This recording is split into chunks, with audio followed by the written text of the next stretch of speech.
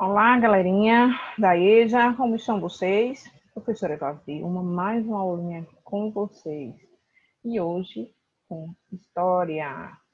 Vamos ver um pouquinho, né, da história, como ela é fascinante. E aí, galera, como estão os estudos? Estão avançando? E aí, estão fazendo pesquisa? Conte aí um pouco, comente com os professores, tutores de vocês. Não parem, não se acomodem. Vão lá no portal.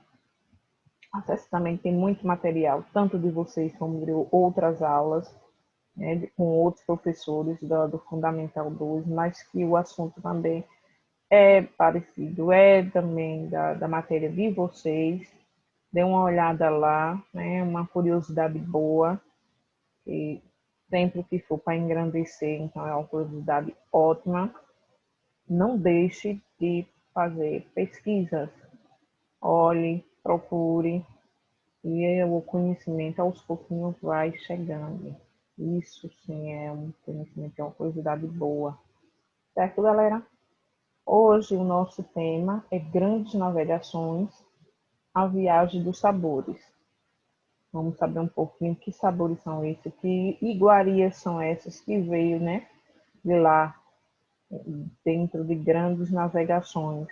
Vamos descobrir que delícias foram essas que foram trazidas lá para cá. Está lá no material de vocês na página 180. Pode acompanhar. Pode ler também o texto que tem lá. E é referente a esse assunto do material de vocês, do livro de vocês.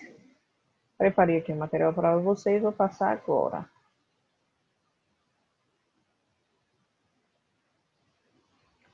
EJA, Educação de Jovens e Adultos. As grandes navegações, século XV, a viagem dos sabores. Então, vamos ver um pouquinho quanto foi que esses sabores percorreram, né, para chegar até nós, essas iguarias, as espécies, e um tanto, né, caminho longo. E viagem de mar, naquela época, né, era o único caminho que se podia, né, trazer a nossa alimentação. E naquela época também, eles tinham o início daquele fenômeno conhecido como expansão marítima comercial, ou chamada grandes navegações. A Europa, em pequenas embarcações, os povos e os reinos se aventuravam a buscar por novas riquezas, principalmente com o domínio lucrativo, né, do comércio de artigos de luxo e especiarias, que vinham de lá do Oriente. Essas aventuras foi responsável pela aplicação do mundo conhecido até então, que resumia a Europa, a Ásia e a África. Era esse trecho, essa rota que se tinha esses conhecimentos, né, de artigo de luxo e especiaria.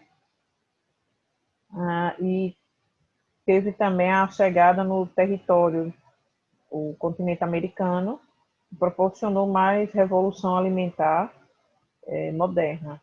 E vamos ver um pouquinho aí como foi, né, como chegou até aqui também as nossas terras, essas especiarias. E vamos descobrir quais foram as especiarias. As grandes navegações, durante o século XV e XVI, os europeus, principalmente portugueses e espanhóis, lançaram-se nos oceanos Pacífico, Índico e Atlântico, com dois objetivos principais: descobrir uma nova rota marítima para as Índias e encontrar novas terras. Este período ficou conhecido como a Era das Grandes Navegações e Descobrimentos Marítimos. Por volta do século XIV, o conhecimento europeu sobre nosso globo era escasso. Essa situação só começou a mudar quando os portugueses começaram a resgatar a herança náutica deixada pelos povos antigos, desenvolvendo embarcações e instrumentos que possibilitaram sua chegada a lugares antes desconhecidos, como a Ásia, o sul da África e, posteriormente, a América. O processo de expansão marítima europeia, liderado pelos portugueses, logo seguidos pelos navegadores da Espanha e outros países, possibilitou o contato com diferentes culturas e a expansão das atividades comerciais do velho continente, promovendo um processo duplo de intercâmbio cultural e, ao mesmo tempo, explorando as populações nativas. Um pouquinho aí da rota, né, dos portugueses e dos espanhóis. Fatores que comprovaram a expansão foi a centralização política. Estado centralizado reuniu riquezas para financiar a navegação. O Renascimento permitiu o surgimento de novas ideias e uma evolução técnica. Teve também o objetivo da elite da Europa Ocidental em romper o monopólio árabe e italiano sobre as mercadorias orientais. Teve esse rompimento aí, né, da Itália com a Arábia. A busca de terras e novas minas, ouro e prata, com o objetivo de superar a crise do século XIV e expandir a fé católica. E ainda buscavam mais, né? Em esse fator de sempre estar com a expansão, de buscar o mais. Teve também, em 1453, a tomada de Constantinopla pelos turco-otomanos, dificultou ainda mais o acesso dos europeus ao comércio de especiarias.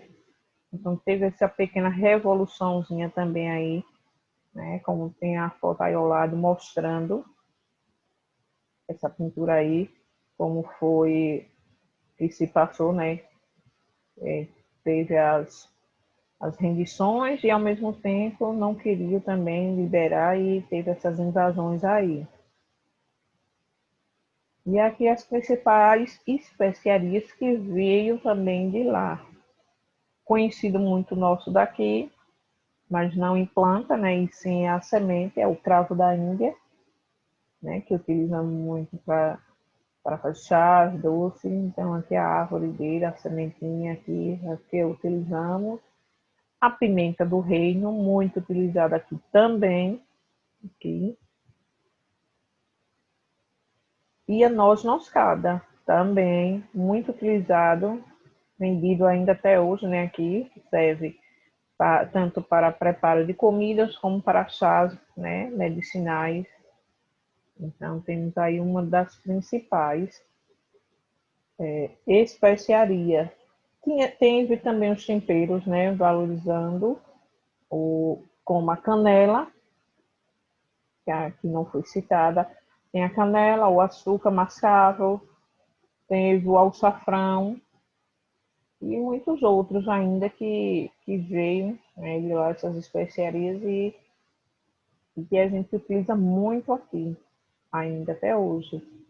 Também teve as especiarias também, a gengibre, a canela, o açúcar, entre outros. Os europeus também comprovam outros produtos do Oriente, como tecidos finos, tapetes, cristais, perfume, porcelana e a seda. E aí ao lado tem uma amostra, né, dos tecidos de seda. E eles também comercializavam, né, compravam. A conquista dos mares. No início do século XIV, os conhecimentos náuticos europeus eram bastante restritos. proporcionando apenas deslocamento por mar, que se limitavam a locais com acesso pelo mar Mediterrâneo, como o norte da África e os limites europeu e Ásia, além da falta de tecnologia náutica. O pouco conhecimento a respeito dos mares criava o cenário para a invenção de histórias fantásticas a respeito de monstros e seres tenebrosos que habitavam os oceanos, em especial o Atlântico. Então, por causa, né, só podia ser essa rota pelo mar, se existia muito falar de seres extraordinários, seres dos mares, que engoliam, não sei o quê. E aqui tem essas 4 gravuras de como eles relatavam. Gravura de Hamster, representado alguns monstros nas crônicas de Nuremberg. Então tem esse daqui com a perna só e um pezão, com as orelhas, esses bichos, esse sem cabeça, os olhos no tórax, esse com a cabeça de cachorro, de lobo, sei lá o que é. Então, eles tinham, né, como popularmente a gente diz agora, né, histórias de pescador. Os alimentos também tinham muito que veio de lá para cá, chamada batata, e chamam de batata inglesa, né, ou batata doce, que é aquela batatinha que chama, veio muito também por lá. O milho, o cacau, o tomate, vários tipos de feijões também, amendoim, a perfumaria, a baunilha também, o sagu, a castanha do Pará e algumas frutas, né? A mandioca, algodão, girassol e algum tipo de carne. No caso, veio muita coisa também de lá, né? Veio das Américas. E aos pouquinhos vamos descobrindo aqui. E agora, hoje, o nosso desafio. Você sabia que os alimentos têm história e que grande parte dos alimentos que consumimos nos dias atuais foram difundidos, né, foram trazidos a partir do século XIV, durante o período que ficou conhecido como Grandes Navegações. Vocês conhecem algum desses que acabaram de ver? Como vocês utilizam? Fale um pouco sobre esses alimentos. Então, todos os alimentos que vimos aí, que tem lá no material, no livro de vocês, vocês vão ler e vai falar de um. Vai dizer se você conhece. Eu conheço o cominho, a noz moscada, o cravo da Índia, e faço isso assim, assim. Então, vocês vão falar um pouquinho sobre esse alimento que você pegou, né, ou no livro, ou aqui no slide, para falar, comentar como é conhecido por você, se você utiliza, como você utiliza. Então, relate, fale um pouco. Certinho? A mensagem da semana, o nosso link da atividade. A mensagem. Seu futuro depende de muitas coisas, mas principalmente de você. Então, cuide-se, estude, vamos à luta, não só pelo estudo, mas sim por qualquer coisa, só depende de nós.